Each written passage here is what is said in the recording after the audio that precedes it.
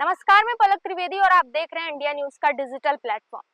आज दिल्ली की राजनीति से एक बड़ी और भावनात्मक तस्वीर सामने आई। एक ऐसा पल जिसने सियासत के सख्त चेहरे के पीछे छिपी मानवीय संवेदनाओं को उजागर कर दिया है। दिल्ली के मुख्यमंत्री यानी कि पूर्व मुख्यमंत्री अरविंद केजरीवाल आज बरी होने के बाद बेहद भावुक नजर आए। अदालत के फैसले के बाद जब वे बाहर निकले तो उनकी आंखों में आंसू थे। उन्होंने सबसे पहले अपनी पत्नी सुनीता केजरीवाल और बच्चों को गले लगाए। ये दृश्य सिर्फ एक राजनीतिक घटना नहीं थी, बल्कि एक परिवार की भावनाओं का विस्फोट था। कैमरों के सामने आमतौर पर संयमित दिखने वाले केजरीवाल आज भावनाओं को नहीं रोक सके। पत्नी के कंधे पर सिर रखकर कुछ पल के लिए खामोश खड़े रहे। बच्चों ने पिता को कसकर पकड़ा, मानो लंबी परीक्षा के बाद राहत की सांस ली है। बता दें कि समर्थकों ने इंकलाब जिंदाबाद और सत्यमेव जयते के नारे लगाए।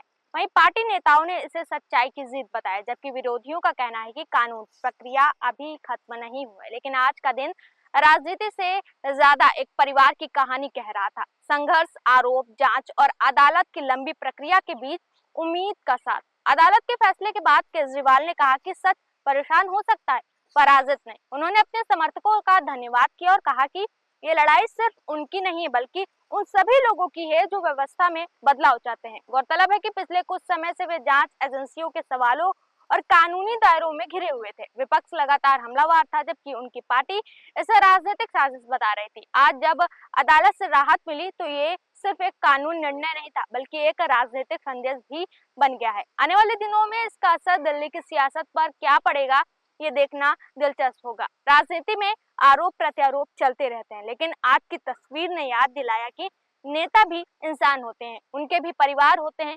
भावनाएं होती हैं और संघर्ष की अपनी कहानी होती है।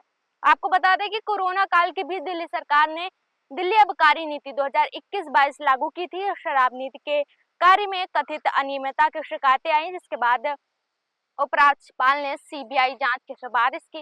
इसके साथ ही दिल्ली आबकारी नीति 2021-22 सवालों के घेरे में आ गई। हालांकि नई शराब नीति को बाद में इसे बनाने और इसके कार्य में अनियमितताओं के आरोप के बीच रद्द कर दिया गया। सीबीआई ने अगस्त 2022 में इस मामले को 15 आरोपियों के खिलाफ नियमों के कथित उल्लंघन और नई शराब नीति में प्रक्रियागत गड़बड़ी के आरोप में एफआईआर दर्ज की थी। बाद में सीबीआई द्वारा दर्ज मामले के संबंध में ईडी ने पीएमएलए के तहत मनी लॉन्ड्रिंग के एक मामले की जांच शुरू कर दी। ईडी और सीबीआई दिल्ली सरकार की नई शराब नीति में कथित घोटाले के अलग अलग जांच कर रही है। ईडी नीति को बनाने और लागू करने में धन संशोधन के आरोप की जांच करें। वहीं सीबीआई की जांच नीति बनाते समय कथित अनियमितताओं पर केंद्रित थी। क्या ये फैसला आने वाले चुनावी समीकरण को बदल देगा? क्या विपक्ष की रणनीति बदलेगी और क्या केजरीवाल अब और आक्रामक अंदाज में मैदान में उतरेंगे? इन सभी सवालों पर चर्चा जारी रहेगी, लेकिन फिलहाल आज के लिए इतना ही।